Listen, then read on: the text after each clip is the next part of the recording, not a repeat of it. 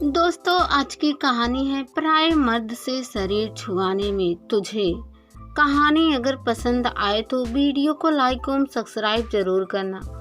भौरा की शादी हुए 5 साल हो गए थे। उसकी पत्नी राजू सेहतमंद और खूबसूरत देह की मालकिन थी, लेकिन अब तक उन्हें कोई औलाद नहीं हुई थी। भौरा अपने बड़े भाई के साथ खेतीबाड़ी करता था। दिन भर काम करके शाम को जब घर लौटता, सूना सूना सा घर काटने को दौड़ता। भौरा के बगल में ही उसका बड़ा भाई रहता था।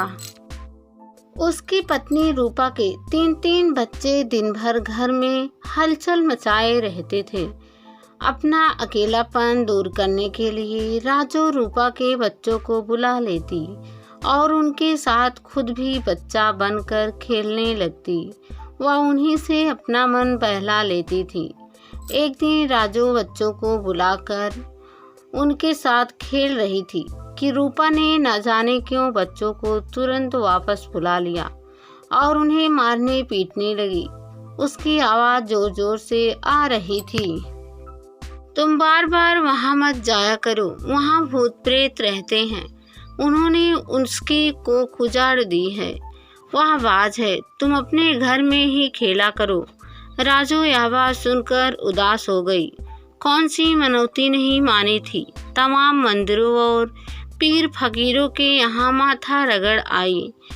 बीकमपुर वाली काली माई मंदिर की पुजारी ने इससे कई टीन सरसों के तेल के दिए में मंदिर में जलवाए दिए, लेकिन कुछ नहीं हुआ। बीकमपुर वाला फकीर जब जब मंत्र फूके हुए पानी में राख और पता नहीं कागज पर कुछ लिखा हुआ टुकड़ा घोलकर पीने को देता, बदले में उससे 100 रुपए के कई नोट ले लेता था। इतना सब करने के बाद भी उसकी गोद सूनी ही रही। अब वह क्या करे। जो राजू का जी चाहा कि वह खूब जोर जोर से रोए। उसमें क्या कमी है जो उसकी गोद खाली है। इसने किसी का क्या बिगाड़ा है। रूपा जो कह रही थी, क्या सचमुच उसके घर में भूत प्रेत रहते हैं? लेकिन उसके साथ तो कभी ऐसी कोई अनहोनी घटना नहीं घटी, तो फिर कैसे वह यकीन करे। राजू फिर से सोच में डूब गई। लेकिन रूपा तो कह रही थी कि भूत प्रेत ही मेरी गोद नहीं भरने दे रहे हैं। हो सकता है कि रूपा सच कह रही हो। इस घर में कोई ऊपरी साया है जो मुझे फलने फूलने नहीं दे रही है। नहीं तो रूपा की शादी मेरे साथ हुई थी। अब तक उसके 3 बच्चे हो गए हैं और मेरा एक भी नहीं। कुछ तो वजह है। भौरा जब खेत से लौटा तो राजू ने उसे अपने मन की बात बताई। सुनकर भौरा ने उसे गोद में उठा लिया और मुस्कुराते हुए कहा, राजू, ये सब वाकियात बातें हैं। भूत प्रेत कुछ नहीं होता। रूपा भाभी अनपढ़ गंवार है। वह आँख मूंद कर ऐसी बातों पर यकीन कर लेती हैं। तुम चिंता मत करो, हम कल ही अस्पताल चलकर तुम्हारा और अपना भी चेकअप करवा देता हूँ। भौरा भी बच्चा नहीं होने से परेशान था। दूसरे दिन अस्पताल जाने के लिए भाई के घर गाड़ी मांगने गया। भौरा के बड़े भाई ने जब सुना कि भौरा राजू को अस्पताल ले जा रहा है तो उसने भौरा को खूब डांटा। वह कहने लगा, अब यही बचा है, तुम्हारी औरत के शरीर से डॉक्टर हाथ लगाए, उसे शर्म नहीं आएगी। पराये मर्द से शरीर छुआने में तुम भी बेशर्म हो गए हो। अरे भैया, वहाँ लेडी डॉक्टर भी होती हैं जो केवल बच्चा जानने वाली औरतों को ही देखती हैं। भौरा ने समझाया। चुप रहो, जैसा मैं कहता हूँ वैसा करो। गांव के ओझा से झाड़ फूंक कराओ, सब ठीक हो जाएगा। भौरा चुपचाप खड़ा रहा। आज ही मैं ओझा से बात करता हूँ, वह दोपहर तक आ जाएगा। गांव की ढेरों औरतों को उसने झाड़ा है, वह ठीक हो गई हैं और उनके बच्चे भी हुए। भैया, ओझा भूत प्रेत के नाम पर लोगों को ठगता है।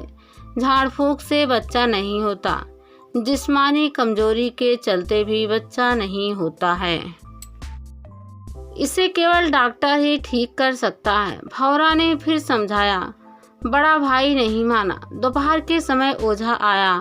भौरा का बड़ा भाई भी साथ था। भौरा उस समय खेत पर गया था। राजो अकेली थी। वह राजो को ऊपर से नीचे तक घूर घूर कर देखने लगा। राजो को ओझा मदारी की तरह लग रहा था। उसकी आंखों में शैतानी चमक देखकर वह थोड़ी देर के लिए घबरा सी गई। साथ में बड़े भैया थे, इसलिए उसका डर कुछ कम हुआ। ओझा ने आ की एक आवाज अपने मुंह से निकाली और बड़े भैया की ओर मुंह करके बोला, इसके ऊपर चुड़ैल का साया है। यह कभी बंसवारी में गई थी, पूछो इससे। हाँ बहू, तुम वहाँ गई थी क्या? बड़े भैया ने पूछा। शाम के समय गई थी मैं, राजू ने कहा। वहीं इसने एक लाल कपड़े को लांग दिया था। वह चुड़ैल का रुमाल था। वह चुड़ैल किसी जवान औरत को अपनी चेली बनाकर चुड़ैल विद्या सिखाना चाहती है। इसने लांघा है, अब वह इसे डायन विद्या सिखाना चाहती है। तभी से वह इसके पीछे पड़ी है। वह इसका बच्चा नहीं होने देगी। राजू यह सुनकर थरथर कांपने लगी। क्या करना होगा? बड़े भैया ने हाथ जोड़कर पूछा। पैसा खर्च करना होगा, मंत्र जाप से चुड़ैल को भगाना होगा, ओझा ने कहा। मंत्र जाप के लिए ओझा ने दारू, मुर्गा व हवन का सामान मंगवा लिया। दूसरे दिन से ही ओझा वहां आने लगा। जब वह राजू को झाड़ने के लिए आता और रूपा भी राजू के पास आ जाती। एक दिन रूपा को कोई काम याद आ गया, वह आ ना सकी। घर में राजू को अकेला देख ओझा ने पूछा, रूपा नहीं आई? राजू ने ना में गर्दन हिला दी। ओझा ने अपना काम शुरू कर दिया। राजू ओझा के सामने बैठी थी। ओझा मुंह में कुछ बुदबुदाता हुआ राजू के पूरे शरीर को ऊपर से नीचे तक हाथ से छू रहा था। ऐसा उसने कई बार दोहराया। फिर वह उसके कोमल अंगों को बार बार दबाने की कोशिश करने लगा। राजू को समझते देर नहीं लगी कि ओझा उसके बदन से खेल रहा है। उसने आओ देखा ना ताओ, एक झटके से खड़ी हो गई। यह देखकर ओझा सकपका गया। वह कुछ बोलता इससे पहले राजू ने दबी आवाज में उसे धमकाया। तुम्हारे मन में क्या चल रहा है मैं समझ रही हूँ। तुम्हारी भलाई अब इसी में है कि चुपचाप यहाँ से दफा हो जाओ, नहीं तो सचमुच मेरे ऊपर चुड़ैल सवार हो रही है। ओझा ने चुपचाप अपना सामान उठाया और उल्टे पैर भागा। उसी समय रूपा आ गई। उसने सुन लिया कि राजू ने अभी अभी अपने ऊपर चुड़ैल सवार होने की बात कही है। वह नहीं चाहती थी कि राजू को बच्चा हो। रूपा के दिमाग में चल रहा था कि राजू और भौरा के बच्चे नहीं होंगे तो सारी जमीन जायदाद के मालिक उसके बच्चे हो जाएंगे। भौरा के बड़े भाई के मन में खोट नहीं था। वह चाहता था कि भौरा और राजू के बच्चे हो। राजू को चुड़ैल अपनी चेली बनाना चाहती है। यह बात गांव वालों से छिपा कर रखी थी, लेकिन रूपा जानती थी। उसकी जबान बहुत चलती थी। उसने राज की यह बात गांव की औरतों के बीच खोल दी। धीरे धीरे यह बात पूरे गांव में फैलने लगी कि राजू बच्चा होने के लिए रात के अंधेरे में चुड़ैल के पास जाती है। अब तो गांव की औरतें राजू से कतराने लगीं। उसके सामने आने से बचने लगी। राजू उनसे कुछ पूछती भी तो वे उससे सीधे मुंह बात न करके कन्नी काट कर निकल जाती। पूरा गांव से शक की नज़र से देखने लगा। राजू के बुलाने पर भी रूपा अपने बच्चों को उसके पास नहीं भेजती थी। 2 से 3 दिन से भौरा का पड़ोसी रामदा का बेटा बीमार था। रामदा की पत्नी जानती थी कि राजू डायन विद्या सीख रही है। वह बेटे को गोद में उठा लाई और तेज आवाज में चिल्लाते हुए भौरा के घर में घुसने लगी।